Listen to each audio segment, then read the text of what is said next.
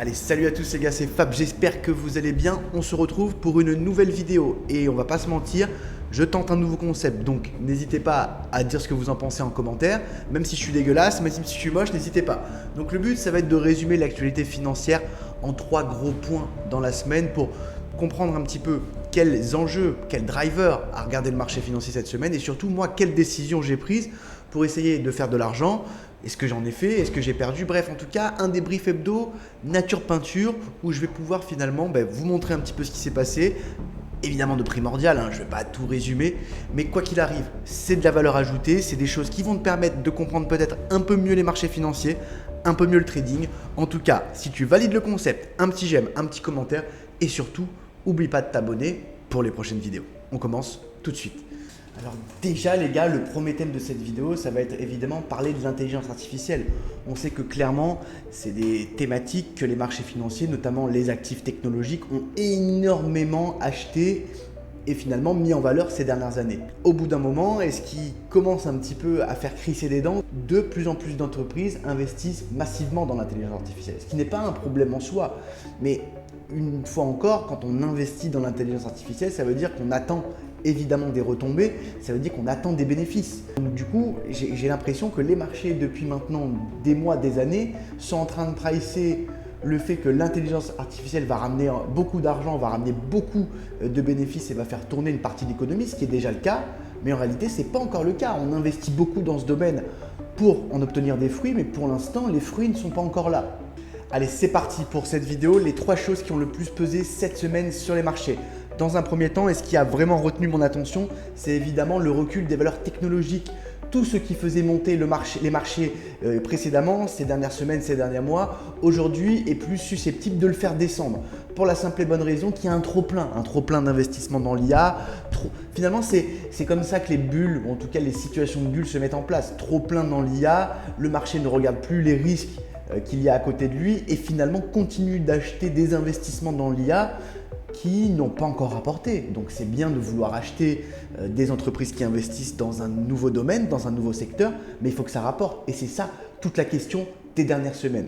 D'ailleurs, c'est ça qui a pesé cette semaine, c'est qu'on a eu un retour, on a eu un recul global des valeurs technologiques, notamment Nvidia et d'autres poids lourds du secteur qui ont chuté, entraînant évidemment de la volatilité et surtout une grosse baisse sur le Nasdaq. D'ailleurs, Nasdaq qu'on a défoncé, je vous ferai un point graphique juste après évidemment sur les belles choses et les mauvaises choses de la semaine. Donc clairement finalement, pour parler un petit peu de ce recul de l'intelligence artificielle, il faut comprendre ce qui se passe. On a eu déjà un refroidissement avec une entreprise qui s'appelle Palantir. Palantir a sorti des très bons résultats il y a quelques semaines et en réalité, suite à ces très bons résultats, on n'a pas eu de hausse marquée par les investisseurs. On a eu une chute d'environ, selon Boursorama, 8,5% à l'ouverture suite à ces résultats le 4 novembre 2025. Et en fait, le problème, c'est que les doutes commencent à se mettre en place sur la monétisation réelle de l'intelligence artificielle et finalement la circularité des dépenses. Est-ce qu'on ne dépense pas trop pour un domaine qui finalement ne va nous rémunérer? C'est ça un petit peu le problème.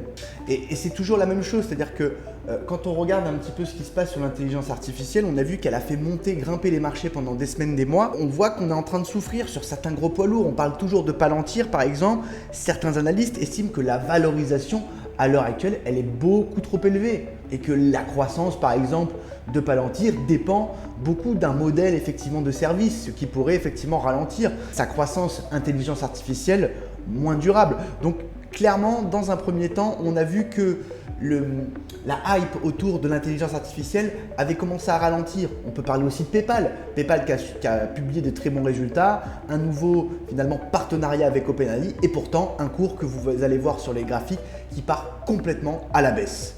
Le deuxième gros élément qui a attiré mon attention cette semaine, toujours sur ce ralentissement de l'intelligence artificielle, c'est SoftBank. SoftBank qui a vendu sa participation dans Nvidia.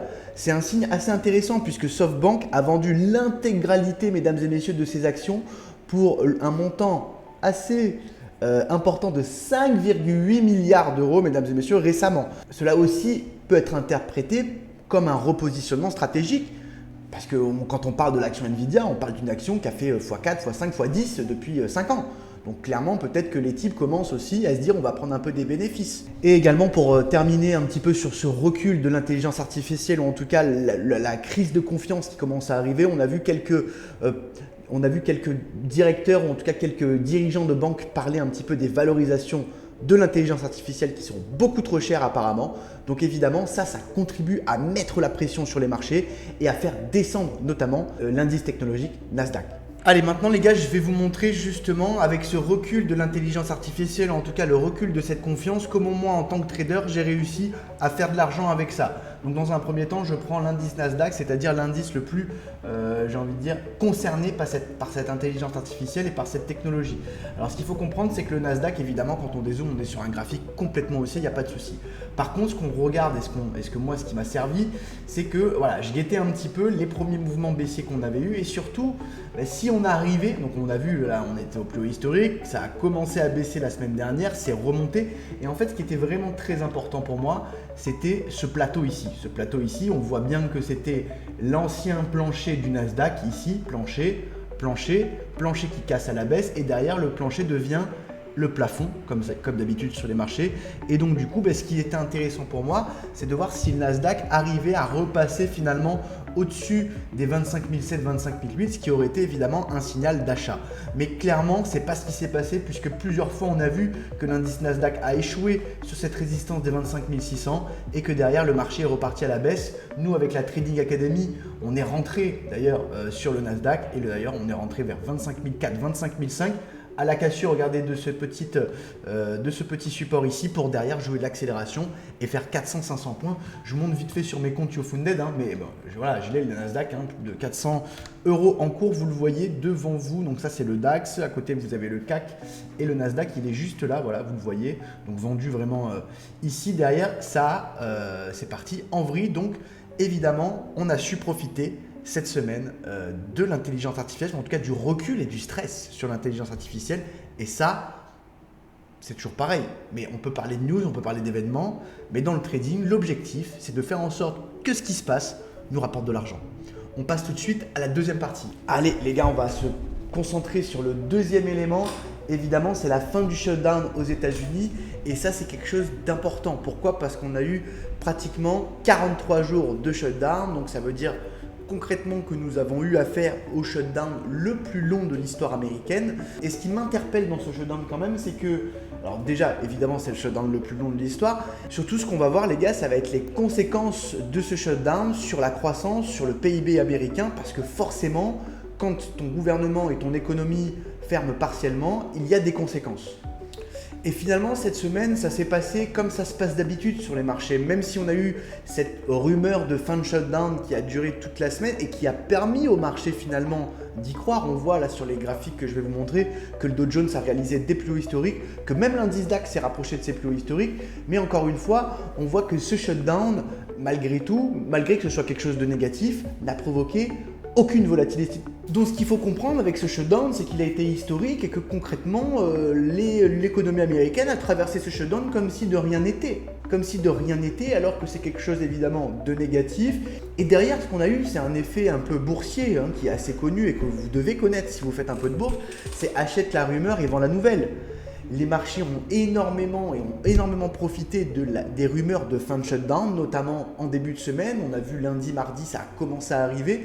Et même en fin de semaine dernière, même les cryptos ont rebondi. On a vu que le Bitcoin avait refranchi les 104, les 105, sans forcément qu'on ait cette fin de shutdown. Donc, on sait très bien que les marchés, et surtout les actifs risqués, sont une catégorie de marchés qui adorent anticiper. C'est-à-dire que c'est des marchés qui vont souvent être positionnés avant les événements ou avant les choses. Sauf qu'une fois que l'événement est passé, que tout le monde s'est chargé et que tout le monde a renvoyé un peu tout sur les plus hauts historiques, mesdames et messieurs, évidemment, achète la rumeur et vend la nouvelle. Hier, au moment de l'annonce de la fin du shutdown, tous les marchés sont partis complètement à la baisse. Et ce qui quand même pose question, c'est qu'au moment où tous les marchés sont partis à la baisse, ils étaient absolument tous, vous allez le voir, sur des plus hauts historiques. Le DAX, le Dow, le CAC, le FTSE MIB en Italie, l'IBEX espagnol, bref, c'était évidemment un film porno sur les marchés avant la fin de ce shutdown. Et finalement, la fin de ce shutdown, ça va pouvoir me faire une transition avec la partie d'après. La fin de ce shutdown va pouvoir justement nous donner des éléments sur l'économie. Est-ce que l'emploi continue à s'effondrer? Est-ce que l'inflation continue, comme le dit Powell, à être dangereuse à la hausse? C'est tous ces éléments-là qui vont être importants et qui vont décider du sens des marchés pour la fin d'année. C'est parti pour le troisième thème avec Jérôme Powell et la baisse de taux ou pas d'ailleurs. Allez, dernière partie les gars de ce débrief de la semaine. On a parlé dans un premier temps du recul de l'intelligence artificielle. On a su saisir l'opportunité en vendant l'indice Nasdaq. On a également parlé de la fin du shutdown qui a provoqué évidemment les mouvements haussiers et baissiers sur les marchés financiers. Et pour terminer ce petit débrief de la semaine, on va parler évidemment de la Fed. Pourquoi on va parler de la Fed? Puisque avec cette fin de shutdown, Jérôme Powell va avoir le pouvoir de décider du sens que va prendre les marchés pour la fin d'année. Pourquoi? Parce qu'on n'a pas eu de statistiques déjà depuis plusieurs mois. En tout cas, on a eu quelques stats. Et finalement, il n'y a rien qui a vraiment changé. Depuis son dernier discours, Powell, d'ailleurs, vous allez voir ces petites phrases, a déjà plus ou moins dit ce qu'il pensait. C'est-à-dire que pour l'instant, il n'y a pas de consensus clair pour une baisse de taux en décembre. On va arriver sur un carrefour clair dans les prochaines semaines avec la republication de statistiques très importantes. Je vous rappelle que ce que regarde vraiment Jérôme Powell, c'est la statistique d'emploi et la statistique d'inflation, puisque la Fed doit obéir à des objectifs clairs, que ce soit en termes d'emploi et d'inflation.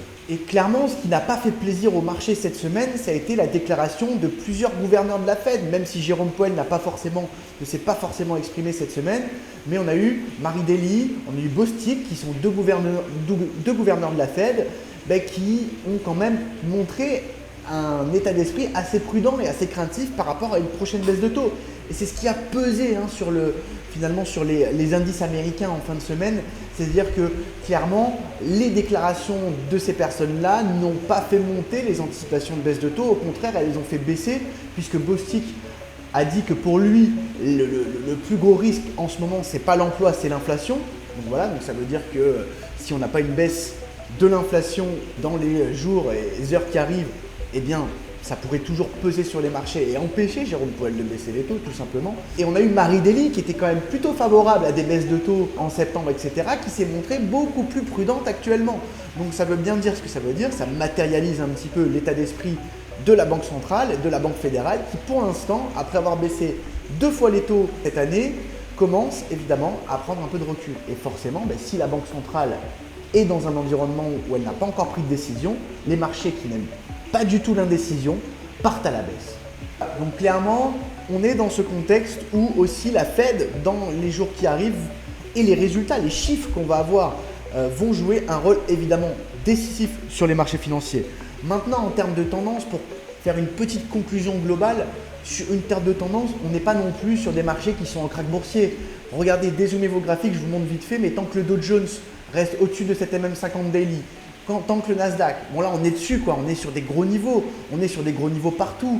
Tant que le Nasdaq reste au-dessus de ses MM50 Daily, tant que le Dow Jones reste au-dessus de ses MM50 Daily, tant que le Bitcoin reste pas loin des 100 000, on sent bien que c'est une zone qui pourrait être une zone de support, mais on sent bien aussi que la tension est à son comble et qu'on pourrait aller chercher un peu plus bas si les indices américains globalement continuent de descendre parce qu'eux ils sont toujours très hauts.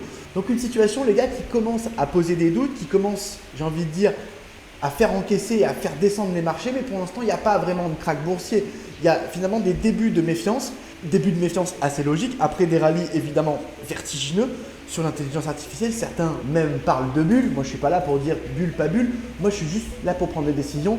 Cette semaine, on a vendu le Nasdaq. On a vendu également, regardez, je vous montre sur mon PDF, le DAX sur son haut de range hebdomadaire, donc vendu à 24 500. Aujourd'hui, on est à 24 000, donc plus de 500 points de bénéfice. Et encore une fois, le but sur les marchés financiers, les gars, c'est d'essayer d'avancer étape par étape en essayant de comprendre ce qu'on fait, de comprendre ce qui se passe et surtout d'être cohérent avec votre plan de trading. J'espère que cette vidéo, tu l'auras kiffé. Je vous fais un gros bisou. J'attends vos commentaires. J'essaye des choses. Donc si ça vous plaît, n'hésitez pas à le dire et je le referai. La bise, bye bye. Merci.